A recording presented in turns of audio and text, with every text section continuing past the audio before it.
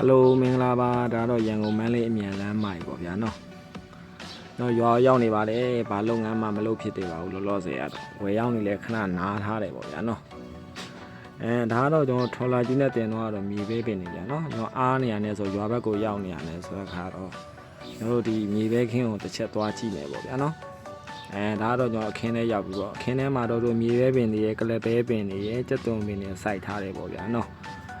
်ကျွန်တော်နောက်မှလည်းနွားလေးနေပေါ့ဗျာဒါကတော့ရေကန်ပြနော်ဟိုဘက်မှာရတော့မြောင်းပေါ့မြောင်းကရေမရှိတဲ့ခါတွေမှာသူဒါမျိုးကန်တွေဖွဲ့ပြီးတော့ရေမိုးရွာတဲ့ခါမှာရေတွေခံထားရတယ်ဗျာနော်ရေတွေလောင်ပြီးတော့ကျွန်တော်ဒ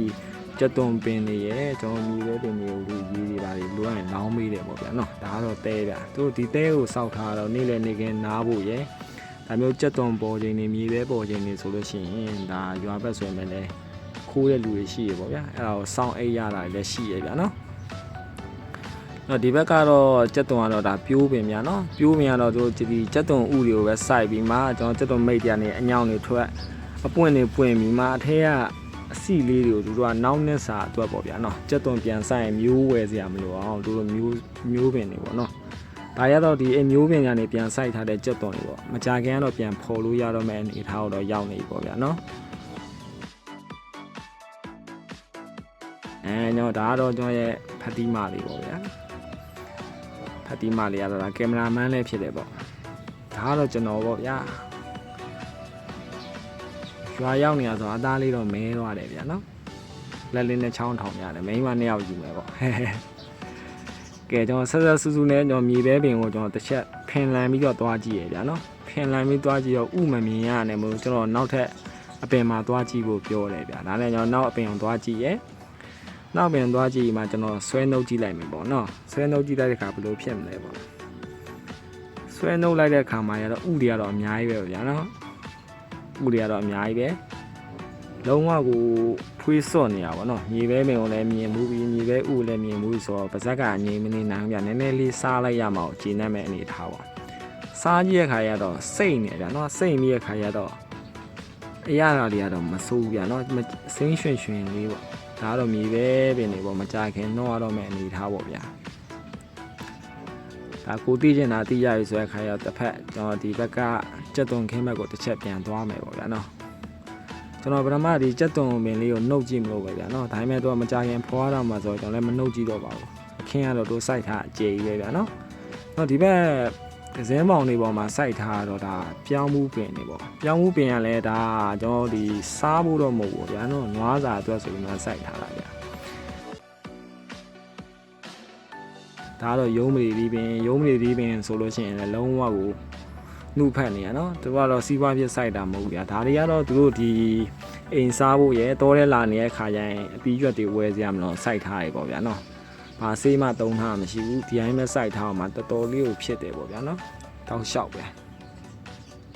ဒါဆိုလုံးဝရင့်နေရပေါ့ဗျာရင့်နေတော့သူမျိုးစီပြန်ထားပြီးတော့သူပြန်စိုက်တယ်ပေါ့နော်ဒီဘက်မှာဆိုတော့မြေပဲကင်းနေကျွန်တော်ဒီဘက်မှာဆိုရင်ပြောင်းမင်နေအများကြီးပဲနော်စိုက်ထားတာဒီဘက်မှာဆိုလို့ရှိရင်လည်းကျွန်တော်တို့ဒီဘူးညွန့်နေရှိရပေါ့ဗျာနော်ဘူးညွန့်နေရှိရဒါလေးခဏပြန်လို့ရှိရင်ကျွန်တော်ကောက်သွားမယ်ပေါ့ဗျာဟိုမှာနွားရတော့ကြည့်နေဗျာနော်မလို့လဲဆိုတော့သူစားမဲ့ပြောင်းနေခူးသွားမှာစိုးလို့ပေါ့ဗျာနော်ဘာပဲဆိုကျွန်တော်တို့ခူးခဲ့လိုက်တယ်ဗျာဒါမှပဲဆောင်ကားဒီပင်တွေရောပဲဆောင်ကားဒီရယ်ကျွန်တော်ဘူးညွန့်နေရယ်ရုံးမတွေဒီရယ်ပြောင်းမှုရယ်ပေါ့ဗျာနော်ဒါတော့ကျွန်တော်အိမ်ကိုပြန်ရောက်လာပါပြီပြောင်းမှုကတော့ခူးခဲ့ပါတယ်ဒါတော့ကျွန်တော်နွားကျွေးဖို့တော့မဟုတ်ပါဘူးဒါကျွန်တော်စားဖို့ပါရောက်လုံးရောက်ခိုက်ဆိုတော့ပြောင်းမှုကလည်းတကယ်လုံးဝလက်ဆက်တယ်နော်တော့ဒီပြောင်းမှုမြင်တော့ကျွန်တော်ငငယ်တုန်းကကလေးဘွားတော့စကားထားဖွက်ခဲ့တာတွေတော့အမတ်ရတယ်ဗျာနော်ဘာလို့လဲဆိုတော့ခါရတော့ခေါင်းမှုချုံလုံးပါပဲစမ်းမိတ်ချလာပါပဲကြောက်တန်းစီညီပါပဲတဲ့နော်ဒါပေမဲ့ပြောင်းမှုအနေထားကိုကြည့်လိုက်ကြောက်တန်းစီတာမညီဘူးနော်ဒါစကားပုံကတကယ်တမ်းမှားနေရလို့ပဲပြောရမလားဗျာနော်လုံးဝကိုဖွေးဆို့ပြီးတော့နှုတ်ဖက်နေရဗျာနော်လုံးဝနှုတ်ဖက်နေတာလုံးဝနှုတ်ဖက်နေရဗျာနော်ဒါလေးပြုတ်စားလိုက်တော့လုံးဝစိတ်နေပါဗျာဒါပေမဲ့ကျွန်တော်မနေနိုင်တာနဲ့မဟုတ်တော့ဒီတိုင်းအစိမ့်လေးတစ်ခိုက်လောက်အရင်စားကြည့်ဖို့ဆုံးဖြတ်လိုက်တယ်ဗျာနော်ဘလို့ရတာရှိတယ်လို့ပြောင်းမှုက ကျွန်တော်စားကြည့်လိုက်တော့လေတော်တော်ကြီးကိုကောင်းတယ်ဗျာနော်ဒီမှာကြီးလုံးဝကိုချိုစိမ့်နေကြဒီကောင်လေးရတော့သူကနည်းနည်းပြုတ်စားလိုက်ရင်တော့နည်းနည်းလေးပေါ့တယ်ထဲကိုသွားတယ်ပေါ့ဗျာနော်ဒီမှာအစီဆိုလဲလုံးဝပြူးနေရတာတော့ဒီတိုင်းစားတာပိုပြီးကောင်းတယ်ပိုပြီးစိမ့်တယ်ဒါကြောင့်မို့ကျွန်တော်နွားတွေကြိုက်တာလို့ပဲပြောရမှာပေါ့ဗျာနော်ဒီကတော့မမရဲ့မောင်လေးပေါ့ဟဲ့ကျွန်တော်လည်းမမရဲ့မောင်လေးပါဒါတော့ကျွန်တော်ကလပ်ပဲရွက်ရဲဒါဘူးညွန့်နေရဲနောက်ပြီးပဲဆောင်ကားဒီရဲရုံးမနေဒီပေါ့ဗျာနော်ရုံးမနေဒီဆိုလို့ရှိရင်လည်းလုံးဝကိုနှုတ်ဖက်နေရဗျာနော်ဘာမှကိုပြောစရာမလိုဘူးဗျာနော်ဒါတော့ရုံးမနေဒီကိုလည်းကျွန်တော်ဒီတိုင်းပဲစားလိုက်ပါတယ်ဘာလို့လဲဆိုရခါတော့ဒါဘာစေးမှမပေါဘူးပေါ့ဗျာစိုက်ခင်းဆိုရင်လည်းသူကအိမ်စားဖို့အတွက်ပဲစိုက်ထားဖြစ်လို့ကြောင့်ဘာစေးမှမဖြန်ထားဘူးဒါကြောင့်ကျွန်တော်ဒီတိုင်းစားလိုက်တယ်ဗျာနော်တော်တော်ကြီးကိုချိုပြီးစိတ်နေရဗျာနော်ဒီတိုင်းလည်းမချွဲဘူးဗျာနော်အချွဲခံတိတ်မှာပါဘူးဒါပေမဲ့လည်းဒီအသီးကိုတော့ရုံးမနေဒီမဟုတ်ပဲနဲ့တခြားသမီးတစ်ဖုံနဲ့ခေါ်ကြတယ်ဗျာဒါလေးကတော့မြင်ငယ်သီးလို့လည်းတော်တော်များများခေါ်ကြတယ်ပေါ့ဗျာနော်ဘာလို့မြင်ငယ်သီးလို့ခေါ်တာလဲဆိုရင်တော့ချွဲလို့ပေါ့ဗျာမြင်ငယ်သီးကလည်းတော်တော်လေးကိုစားလို့ကောင်းတယ်ဗျာနော်ဒါနဲ့ကျွန်တော်တစ်ထောင်လုံးကုန်အောင်စားလိုက်ပါတယ်ဗျာနော်လုံးဝကောင်းပါတယ်နောက်ဗီဒီယိုတွေမှာထပ်တွေ့ပါမယ်ဗျာဟုတ်ကဲ့အားလုံးကျေးဇူးတင်ပါတယ်